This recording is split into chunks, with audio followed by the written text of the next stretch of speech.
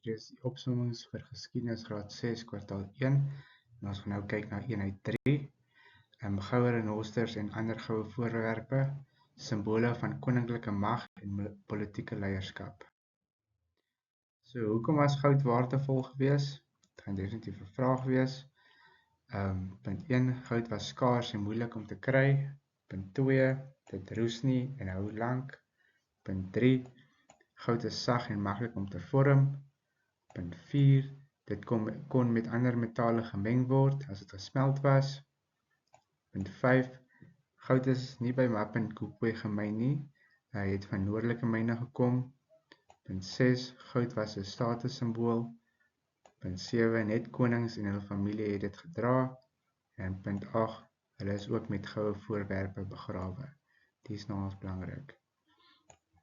So by die vraag, hoekom was goud waardevol? As mens dit kan opsom, goud was gelyk aan mag en het plus belangrikheid. As mens hierdie 8 punte opsom, weet net hoekom goud waardevol was, is omdat dit skaars was, is die eerste een gewees.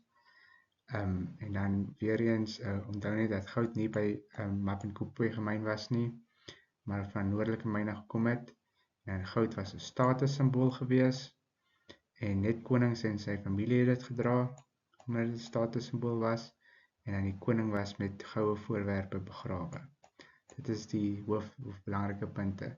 So as jy na die regterkant toe gaan, is die so prentjies, as jy oë toemaak en jy visualiseer, en dan die woorde by elke prentjie te sit. Maar soos ek gesê het, die belangrikste punte is punt 1, punt 5, punt 6 en 7 gaan basies saam, en dan punt 8. So skryf hierdie neer 'n paar keer, probeer die prentjies in jou kop te teken vir jouself, en herhaal dit totdat jy uit jou kop uit kan neerskryf, of op jou vingers kan opdoen.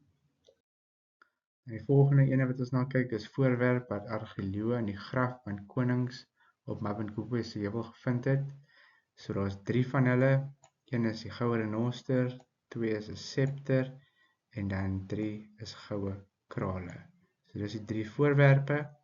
Dan gaan ons kyk wat dit is presies en dan wat dit beteken. Hierdie tabel is definitief iets wat in vraestel gaan voorkom. Is ongelukkig iets wat jy uit die kop uit gaan moet leer.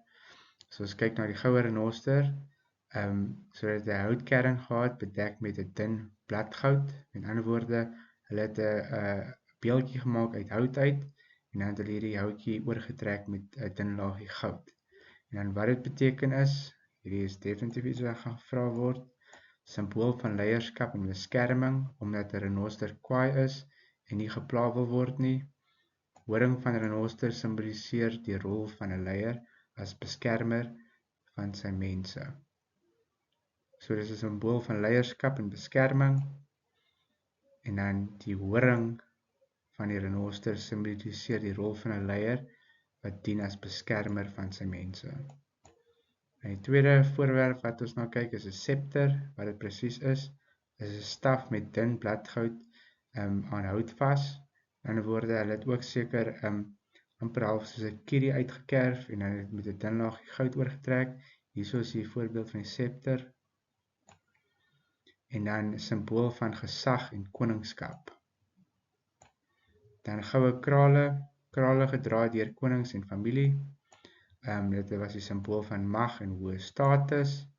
Selfs vandag dra net belangrike mense in die Tshweda sprekende mense in die gebied goue krale. So, leer maar die tabel so goed jy kan. Definitief, wat dit beteken is belangrik. Ek sal sê die middelste kolom is nie te belangrik is nie. Onthou net die 3 voorwerpe, onthou net hoe hulle lyk, so die goue renoster, die scepter het ons gesê, en dan hierso is die goue krale. En dan wat dit beteken is baie belangrik, die goue renoster is simbool van leierskap en beskerming. En dan die horing van die renoster simboliseer die rol van 'n leier as beskermer van sy mense. Die scepter, simbool van gesag en koningskap, en die goue krale is simbool van mag en hoë status. En as jy net kyk, onthou, net belangrike mense het goud gedra. Goud het mag en leierskap gewys, Hierdie voorwerpe wys Mapimkope se gevorderde samelewing.